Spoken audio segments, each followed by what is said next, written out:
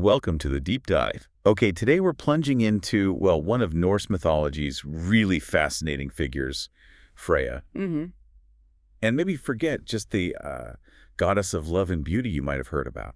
Because the sources we've gathered, they paint a much richer picture. Yeah, much more complex, deeply tied into war, magic, even the fate of fallen warriors. Exactly, and these excerpts, they really let us unpack those contradictions, right? Absolutely. How can she be about love and fertility and also demand half the souls from the battlefield? Right. What does that combination tell us about her power, her place among the gods?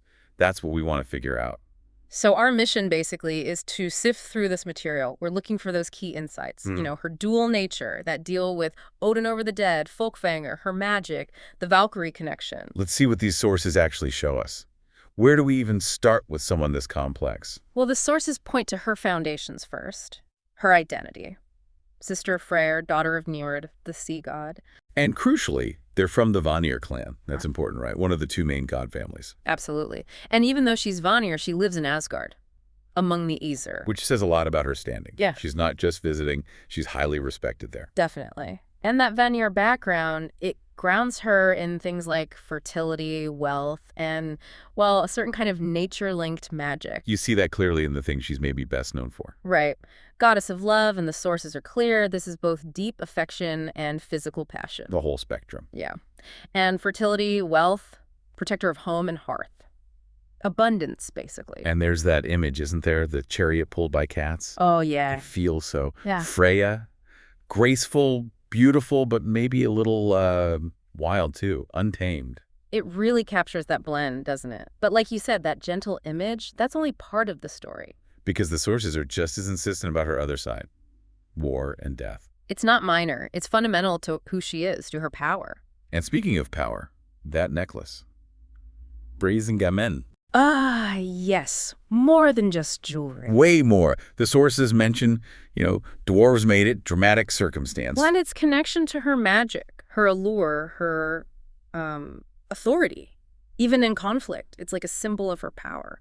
And that authority goes right onto the battlefield, which is where things get really unique. You mean the arrangement with Odin? Yeah, over the fallen warriors. Yeah. This is, well, it's pretty mind-blowing when you dig into it. The sources are very clear. She shares the right with Odin to claim the souls of brave warriors. It's not just Odin's call. No. No. It's a division of the heroes' souls, and the sources give us a number. Half right. Half. Freya claims half the warriors who die in battle. For her realm, Fólkvangr. And the other half go to Valhalla, Odin's hall. Exactly. Half. I mean, that's not just a token share. That's equal partnership, almost, in deciding the afterlife for hero. It's a huge statement about her influence, her status. So tell us about her realm, Fólkvangr. What do the sources say? Well, the name translates to something like Field of the People or Field of the Folk. It's described as maybe a wide field, possibly peaceful, maybe with a great hall inside it, kind of like Valhalla. We know less about it than Valhalla generally. Agreed. Sometimes people think it's less martial. That's a common interpretation, yeah. But the key thing our sources stress is that the warriors Freya chooses, they are honored just as bravely, just as honorably as those in Valhalla. So it's a parallel destiny, equally prestigious. Absolutely. Which leads to the big question, why half? Yeah, did they, flip a coin? Well, the sources admit there isn't one single story spelling out the negotiation, but they offer a strong interpretation. Which is? That Freya, as the first of the Vanir to join the Aesir after their war, she negotiated this right. So it wasn't a gift, it was part of the peace treaty, maybe. Earned. Potentially. It suggests her status wasn't just high, it was powerful enough to claim an equal share with Odin in this really vital area. Warrior souls. Wow. And who helps gather these souls? That brings us to the Valkyries, doesn't it? It does. Those iconic women on the battlefield, choosing who lives, who dies gloriously, guiding the chosen dead. Usually linked with Odin, right? Armored spears flying. That's the common image, yes. Odin servants, often. But here's where our sources add another layer. Go on. Some traditions, they connect the Valkyries very closely to Freya, even suggesting she might be their leader, or the first among them. Their leader, so not just Odin's agents. It positions Freya differently, doesn't it? As a kind of co-director of fate on the battlefield, maybe even leading the choosers herself. Her role isn't just passive recipient of souls, then. She might be influencing who gets chosen. Exactly. And that link, Freya, the warrior goddess, and the Valkyries, these female figures of fate and battle, it really highlights female power in this whole sphere of war and death in Norse myth. That's a powerful connection. And it gets even deeper with her magic. Seiðr. Seiðr, yes. A specific kind of sorcery, or maybe shamanism, tied to fate-weaving, prophecy. And Freya's role here is foundational. Absolutely crucial.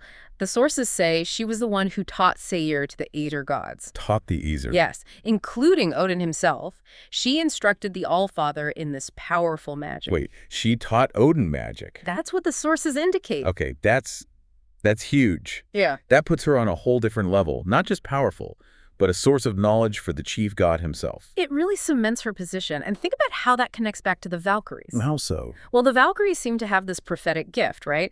They know who's fated to die in battle. Uh-huh.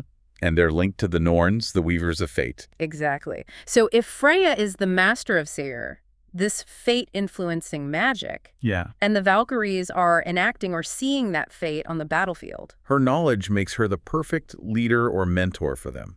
She understands the mechanics of destiny. Precisely. She gets the laws of life, death, destiny, how warriors fit into the big picture. Perhaps in a way only someone who taught Odin could. It's a very potent link. Okay, but how explicit is this leader role in the oldest texts, like the Eddas? That's a fair question, and the sources are honest about it. Direct references to her being the formal commander aren't, everywhere in the poetic or prose Edda. So it's more pieced together. From hints? Often, yes. From fragments, associations.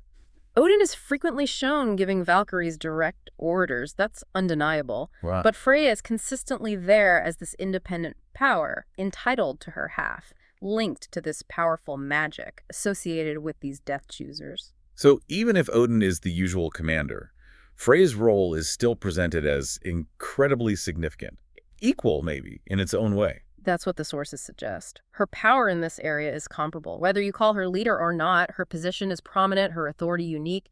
That idea might be a later emphasis, but it builds on something real in the myths. And this made her really popular, didn't it? Not just for love, but warriors actively revered her. Oh, absolutely. Among Vikings, Germanic tribes, she was someone warriors hoped to impress. Hoping to be chosen by her. For Fólkvangr. Yes, and the sources hint that maybe Fólkvangr offered a slightly different afterlife vibe than Valhalla. Still heroic, still honorable, but perhaps less relentlessly focused on training for Ragnarok. But she wasn't easy to please, was she? No, the sources say generous, yes, but demanding. You had to be worthy, fearless, die honorably, no free passes to her field. Sounds like her. And does that demanding, independent spirit show up in the Valkyries, too? It does. The sources mention they aren't always just obedient servants. Sometimes they're portrayed as bold women, making their own choices, loving or rejecting gods or heroes. Kind of echoes Freyja herself, doesn't it? That self-determination, that passion, a powerful goddess linked with equally powerful, untamed figures. Exactly. And you see that emphasis really ramped up in later times. Modern takes. How so? Well, our sources note how novels, games, contemporary art, they often put Freya right at the center, gathering the Valkyries, sometimes explicitly as their supreme commander. Focusing on that warrior queen aspect. Yeah, it taps into that symbolism. Freya as this embodiment of feminine power, both creating and destroying, life and death held together. Her symbols take on that meaning too, right? Brísingamen, wealth, beauty, and power.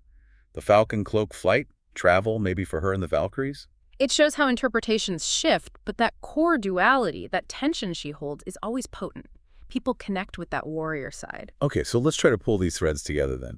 We've got Freya's deep connection to the Valkyries, maybe leader, maybe close associate, definitely involved in choosing the slain. Right, her dual role. Yeah. Love, fertility, home, and war, death, magic. Her claim to half the fallen warriors for Fólkvangr, a realm equal in honor to Valhalla. Her mastery of seiðr teaching even Odin. Her high status may be negotiated after the Vanir War. It paints a picture of someone absolutely central, a really colorful and pivotal figure in Norse belief. Definitely. She manages that tension between life and death, fighting spirit and beauty, mystical power and earthly passion, a unique, vital place. She really is far more than just the goddess of love. These ties to war, fate, the afterlife, the Valkyries, it shows a really different kind of female power dynamic. standing right alongside Odin in many ways. It totally challenges simpler views. And looking at her this way, through these sources, it reminds you how myths often weave together opposites, doesn't it? To show the whole spectrum of life. It certainly does. Which, as we wrap up, leaves us with maybe one last thought to chew on. Okay. What does it actually mean that the warrior afterlife is split like this, between two such different figures? You mean Odin and Freya? Yeah. Odin, with Valhalla often seen as preparing for Ragnarok, that future battle, and Freyja with Fólkvangr, just as honorable, but maybe less focused on endless combat training. What does that split suggest about what counted as a worthy death or life in their worldview? Could there have been different paths for heroes, different kinds of honor, equally valued? That's a fascinating question to leave people with. Different flavors of heroic destiny. Something to think about.